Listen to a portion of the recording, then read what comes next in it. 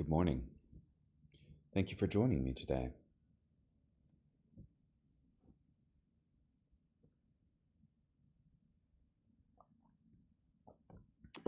This morning we will be in Numbers chapter 8, verse 1 through chapter 9, verse 23.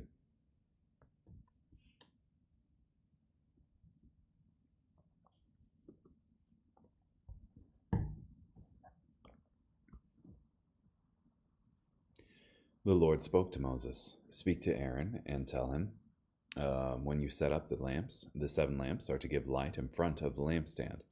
And Aaron did so. He set up the lamps to face toward the front of the lampstand as the Lord commanded Moses.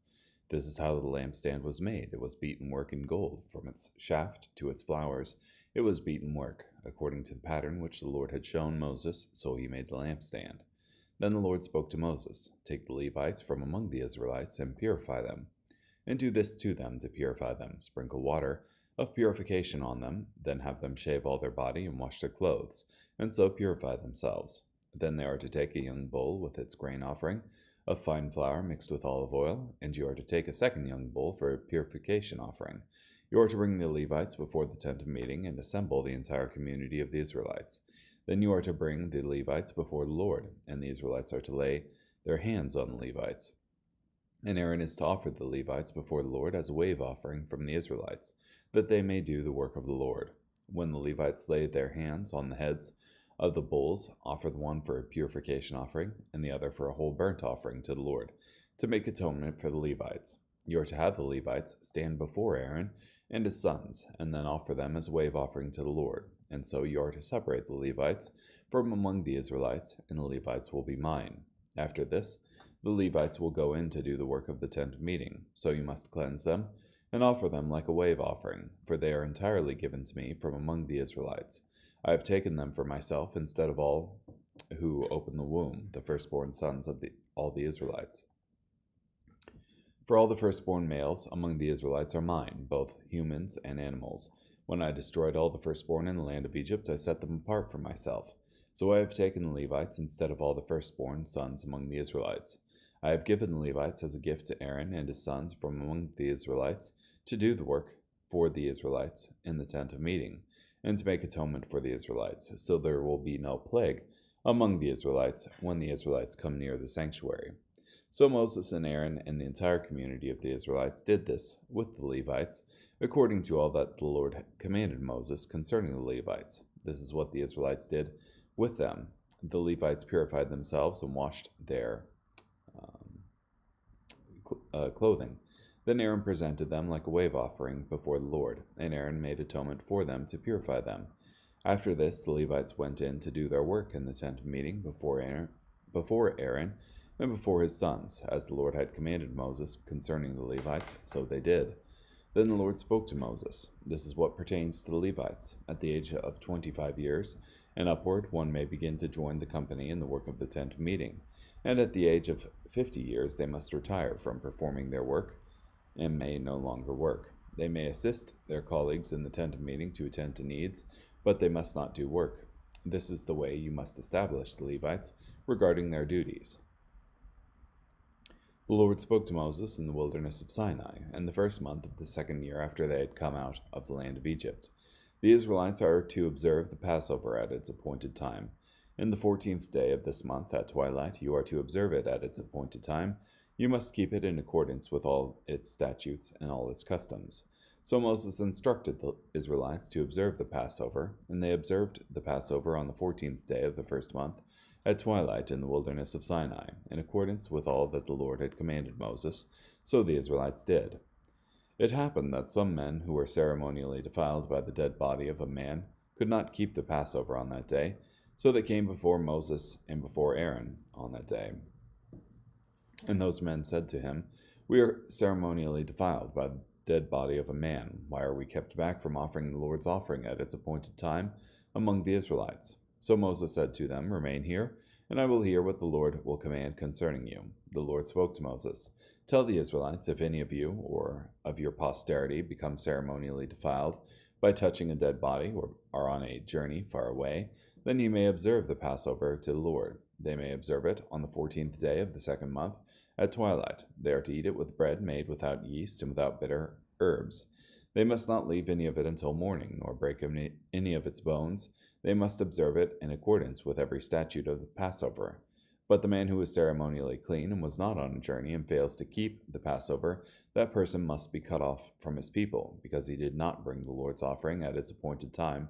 That man must bear a sin. If a resident foreigner lives among you and wants to keep the Passover to the Lord, he must do so according to the statute of the Passover, and according to its custom. You must have the same statute for the resident foreigner and for the one who was born in the land. On the day that the tabernacle was set up, the cloud covered the tabernacle, the tent of the testimony, and from evening until morning there was a fiery appearance over the tabernacle. This is the way it used to be continually. The cloud would cover it by day, and there was a fiery appearance by night. Whenever the cloud was taken up from the tabernacle, then after that, the Israelites would begin their journey, and in whatever place the cloud settled, there the Israelites would make camp. At the commandment of the Lord, the Israelites would begin their journey, and at the commandment of the Lord they would make camp. As long as the cloud remained over the tabernacle, they would camp. When the cloud remained over the tabernacle many days, then the Israelites obeyed the instructions of the Lord and did not journey. When the cloud remained over the tabernacle a number of days, they remained camped according to the Lord's commandment, and according to the Lord's commandment they would journey. And when the cloud remained only from evening until morning, when the cloud was taken up the following morning, then they traveled on. Whether by day or by night, when the cloud was taken up, they traveled. Whether it was for 2 days or a month or a year that the cloud prolonged its stay over the tabernacle, the Israelites remained camped without traveling.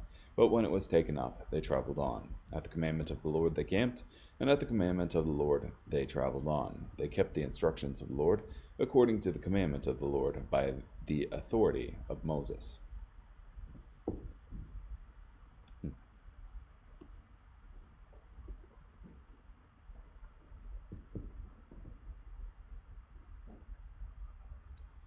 So you have directions concerning the facing of the 7 lamps at the beginning of Numbers 8.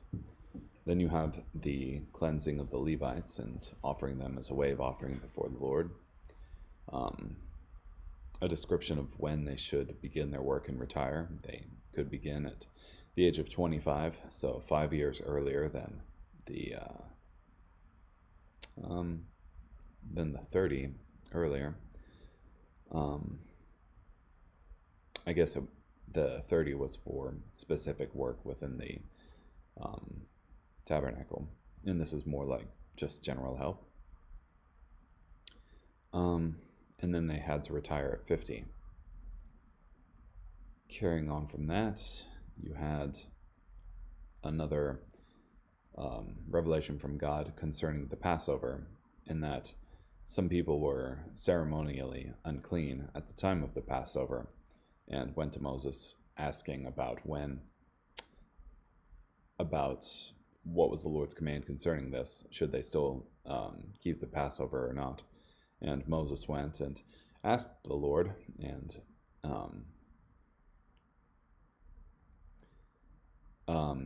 the Lord said in 9:10, "If any of you or of your posterity become ceremonially defiled by touching a dead body, or on a journey far away, then he may observe the Passover to the Lord." So they could still observe the Passover, and were indeed required to observe the Passover. And then you had the cloud on the tabernacle, where they would stay in the camp only as long as the cloud still remained on top of the tabernacle, which in other places you have this imagery of God being a cloud rider, and so I'm sure that this imagery was reinforced by this phenomena. Carrying on, Mark 13, verse 14 through verse 37.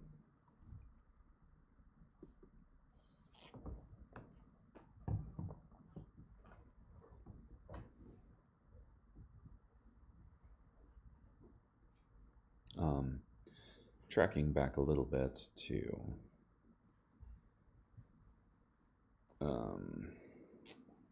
verse 2 and 4, his disciples said to him, Jesus said to his disciples concerning these great buildings, not one stone will be left on another, all will be torn down. And his disciples asked him, tell us, when will these things happen, and what will be the sign that all these things are about to take place? We already read that first part.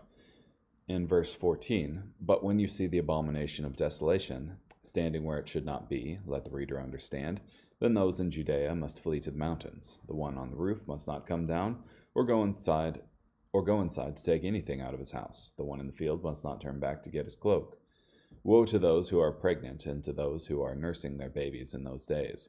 Pray that it may not be in winter, for in those days there will be suffering unlike anything that has happened from the beginning of the creation that God created until now, or ever will happen. And if the Lord had not cut short those days, no one would be saved. But because of the elect whom he chose, he has cut them short. Then if anyone says to you, look, here's the Christ, or look, there he is, do not believe him. For false messiahs and false prophets will appear and perform signs and wonders to deceive, if possible, the elect. Be careful, I have told you everything ahead of time. But in those days, after that suffering, the sun will be darkened and the moon will not give its light. The stars will be falling from heaven, and the powers in the heavens will be shaken. Then everyone will see the Son of Man arriving in the clouds with great power and glory. Then he will send angels, and they will gather his elect from the four winds, from the ends of the earth to the ends of heaven. Learn this parable from the fig tree. Whenever its branch becomes tender and puts out its leaves, you know that summer is near. So also you, when you see these things happening, know that he is near, right at the door. I tell you the truth, this generation will not pass away until all these things take place. Heaven and earth will pass away, but my words will never pass away.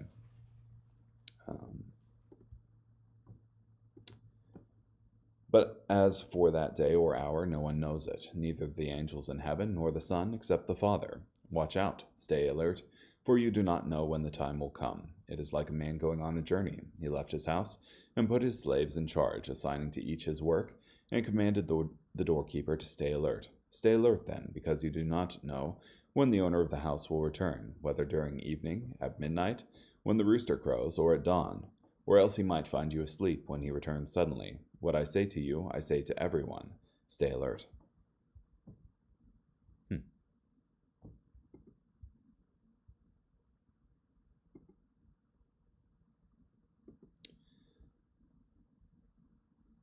Yeah.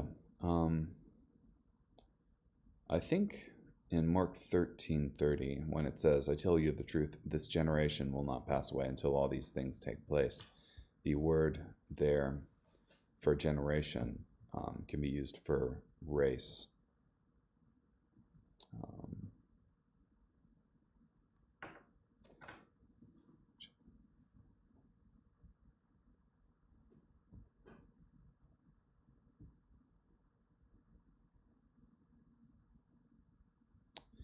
Yeah, so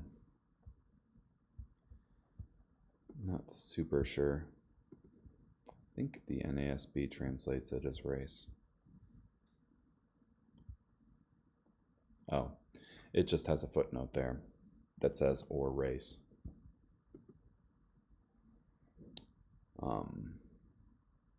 That being said, you have some discussion concerning this first prophecy about the abomination of desolation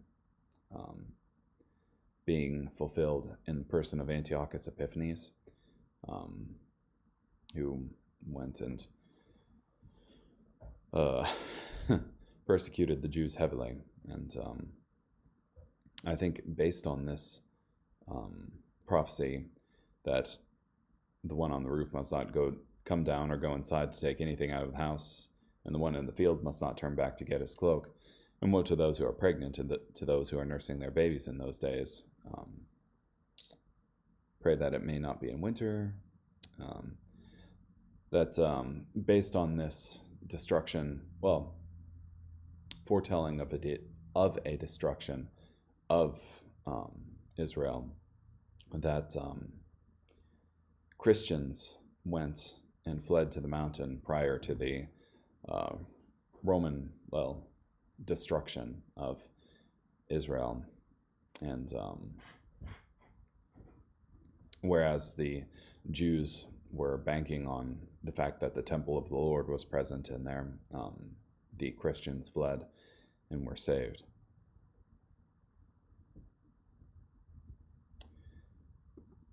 Carrying on, Psalm chapter 50, verses 1 through 23.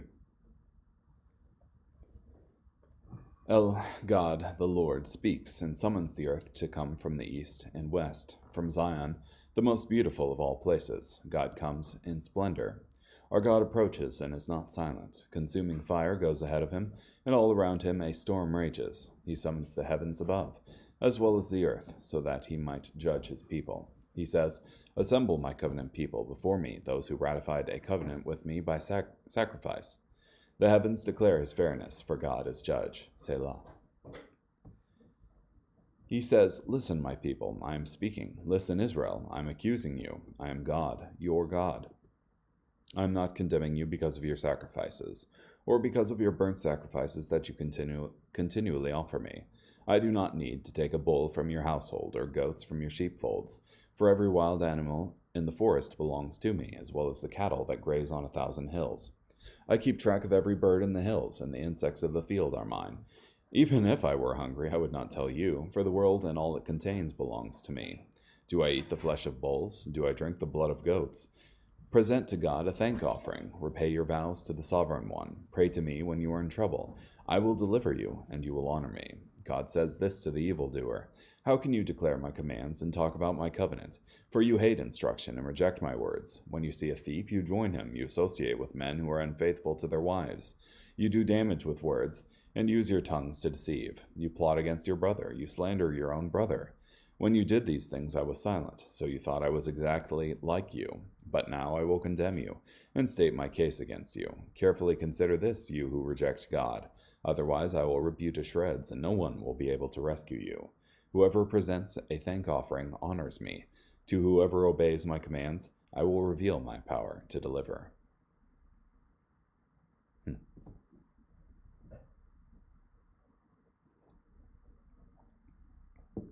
Yeah, a stark warning to those who think just because they're escaping punishment right now that God doesn't exist, or God agrees with you, that you need to actually look and see what God wants, and what he wants is for you to act justly and to love mercy and walk humbly with your God. Carrying on, Proverbs chapter 10, verses 29 through 30.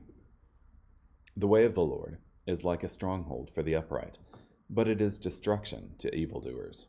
The righteous will never be moved, but the wicked will not inhabit the land.